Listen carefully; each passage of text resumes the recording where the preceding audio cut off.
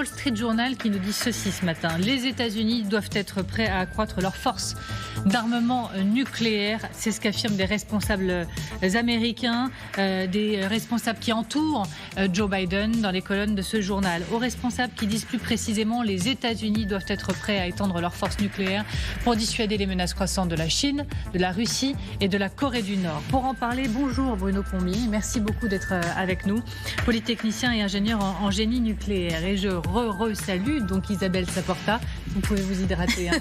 Vous pouvez boire, il n'y a pas de problème. Philippe Val et Guillaume Roquette. Alors, tout d'abord, explication de texte de ces déclarations de hauts responsables américains. Bruno Combi, comment vous l'analysez? Est-ce que vous voyez une volonté effectivement ferme des États-Unis face aux risques mondiaux de renforcer le nucléaire, ou on est dans de la dissuasion verbale et classique? Les deux, mon général. On voit bien qu'on est en train de changer d'époque, en fait, sur cette question du nucléaire. Il y a eu plusieurs étapes historiques depuis l'origine, de la fin de la Deuxième Guerre mondiale. On a d'abord été dans une stratégie d'emploi du nucléaire. Il y a eu Hiroshima, Nagasaki, on a utilisé la bombe. C'était envisagé de l'utiliser sur d'autres théâtres, comme en Corée, par exemple. Finalement, heureusement, ça ne s'est pas fait.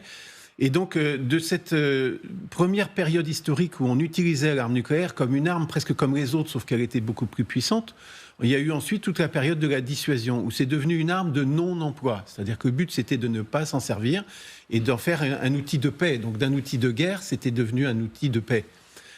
Cette période a été assez longue, plus de 50 ans. Ça a porté un certain nombre de fruits. On n'a pas connu de guerre en Europe, par exemple, ou en Amérique du Nord, les pays étaient couverts. Le parapluie nucléaire a plutôt bien fonctionné. Et on voit bien qu'aujourd'hui, on arrive dans une nouvelle période où c'est autre chose qui se passe, d'un monde qui était d'abord bipolaire avec cette course entre l'URSS et les États-Unis. On a basculé avec la chute de l'URSS, vers un monde presque monopolaire où les États-Unis régnaient presque en maître. Et aujourd'hui, ça se diversifie, c'est plus compliqué, ça devient multipolaire. Et l'arme de non-emploi est en train de redevenir, malheureusement, progressivement, une sorte d'arme dont il devient de nouveau politiquement envisageable de s'en servir. Et donc, tout devient plus compliqué. Et malheureusement, il y a un retour de la guerre et un retour vers un possible emploi de l'arme nucléaire. Pardon, mais alors pour être très très concret, quand je reprends les déclarations des responsables américains, quand ils disent qu'il faut être prêt pour les États-Unis à étendre la force nucléaire pour dissuader, on part d'où ?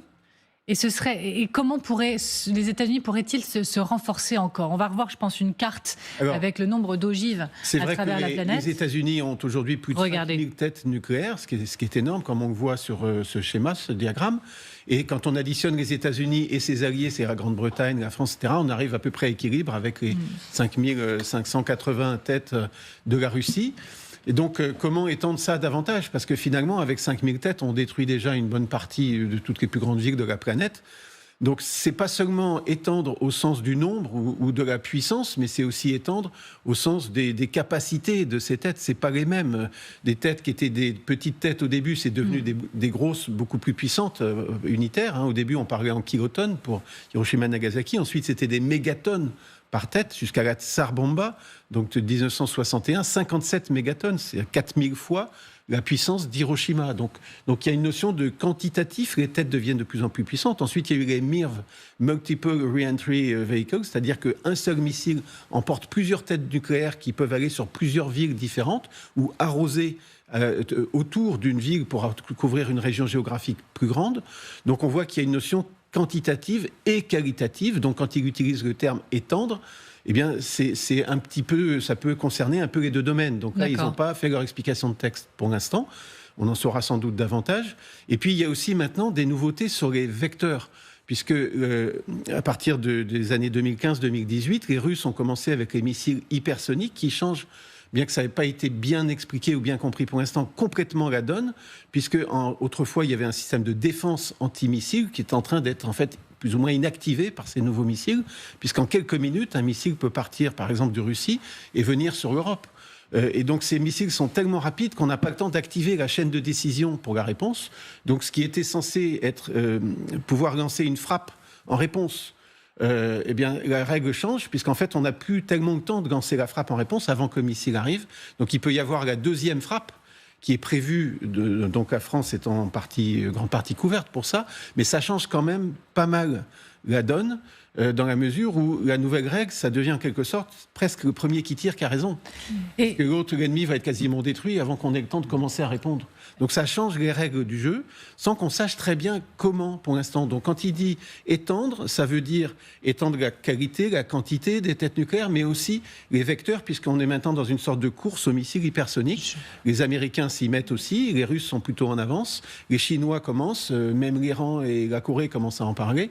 Donc tout le monde fait en ce moment la course aux missiles hypersoniques. Et donc je vous soumets cette question très simpliste, mais quand vous voyez ça, ça vous rassure en disant « Oh là là, face au monde si compliqué, Corée du Nord, Chine, Russie, etc., que les États-Unis renforcent le nucléaire, ben pourquoi pas ?» Ou ça vous inquiète parce que ça veut dire que les temps sont particulièrement graves. Vous évoquez la guerre froide et son retour. Isabelle Saporta. Philippe, je vous vois. Ce qui est la leçon de ça, pour l'instant, c'est que la notion de victoire militaire est complètement évacuée, puisqu'il s'agit d'exterminer sur une surface la plus grande possible, précise mais grande, les civils.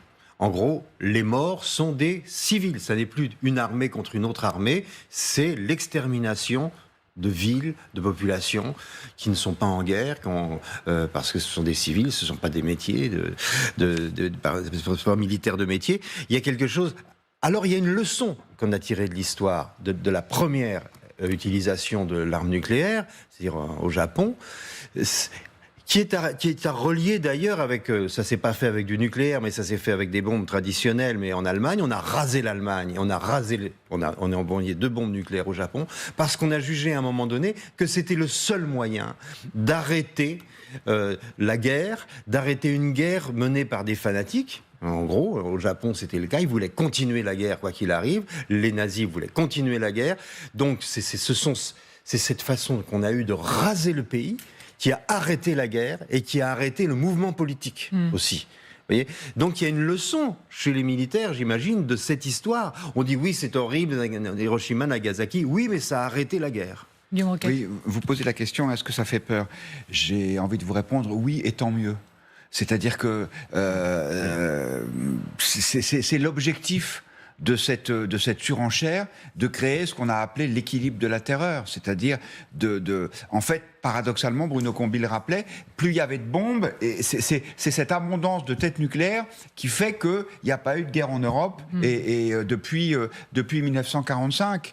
Enfin, en tout cas, jusqu'au conflit ukrainien aux portes de l'Europe. En tout cas, pas de conflit généralisé de haute intensité mettant en œuvre tous les grands pays du continent. Donc, sur le principe, c'est évidemment désespérant. C'est-à-dire qu'on repart dans cette espèce de compétition. Donc, tout ça, ça représente des dizaines de milliards d'euros qui pourraient être bien mieux utilisés. Mais sur le fond, je dirais que, de toute façon, on a peur depuis le début. Je me souviens, quand on était enfant, on nous disait, regardez, le pacte de Varsovie a de quoi nous vitrifier tous. Et c'était vrai, et pourtant, ça n'a pas eu lieu.